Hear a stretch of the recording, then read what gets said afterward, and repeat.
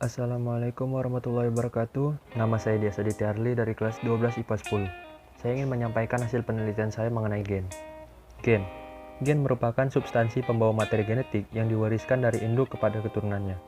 Materi genetik tersebut meliputi deoksiribonukleik asid atau DNA dan ribonukleik asid atau RNA. DNA dan RNA ini jumlahnya ada banyak. Berbagai jenis DNA bergabung untuk membentuk gen. Kemudian, gen-gen tersebut bergabung untuk membentuk kromosom. Gen memiliki dua fungsi. Yang pertama adalah untuk membawa informasi genetik dari setiap individu ke keturunannya. Jadi, informasi genetiknya itu disalurkan ke keturunan masing-masing individu. Contohnya, rambut orang tua yang berwarna hitam diwariskan ke anaknya. Fungsi yang kedua adalah sebagai pengatur metabolisme untuk perkembangan setiap makhluk hidup. Gen memiliki tiga sifat. Yang pertama yaitu mengandung materi genetik dan dapat menduplikasikan diri. Yang kedua, setiap gen memiliki fungsi yang berbeda-beda. Yang ketiga, gen ditentukan oleh kombinasi basa nitrogennya. Gen terletak pada segmen atau lokus yang terletak di kromosom. Kumpulan gen yang terletak pada lokus yang bersesuaian dengan fungsi yang sama disebut dengan alel. Terdapat tiga macam komponen penyusun gen, yaitu yang pertama, rekon, yaitu komponen yang lebih kecil dari gen dan terdiri atas satu atau dua pasang nukleotida.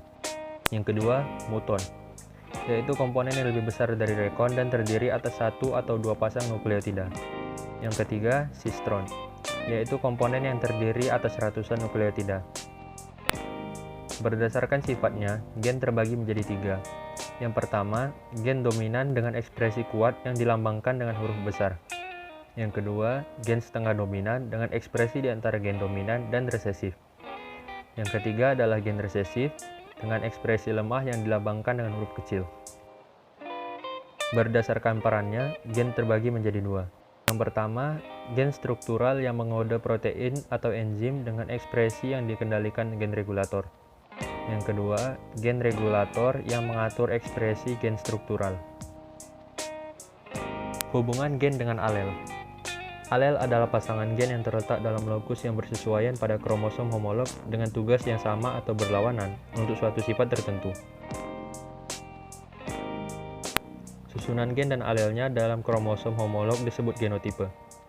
Pada suatu individu, ada tiga kemungkinan genotipe yang dapat ia miliki, yaitu yang pertama, genotipe homozigot dominan, dengan pasangan alel terdiri atas dua gen dominan. Contohnya AA.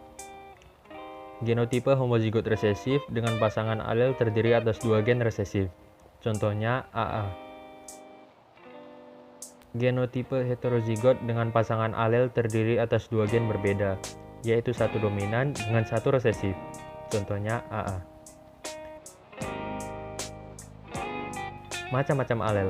Ada dua macam alel, yaitu alel tunggal, yaitu gen yang hanya memiliki satu gen sealel sehingga hanya muncul satu sifat saja. Contoh, gen A untuk pigmentasi kulit dan gen A tidak menghasilkan pigmentasi kulit. Yang kedua, alel ganda, yaitu gen yang memiliki lebih dari dua pasang gen sealel dan menempati lokus yang sama. Pada alel ini yang akan muncul adalah beberapa sifat. Contoh, golongan darah sistem ABO pada manusia. Sekianlah penyampaian materi hasil penelitian saya mengenai materi gen. Apabila ada kesalahan saya mohon maaf. Assalamualaikum warahmatullahi wabarakatuh.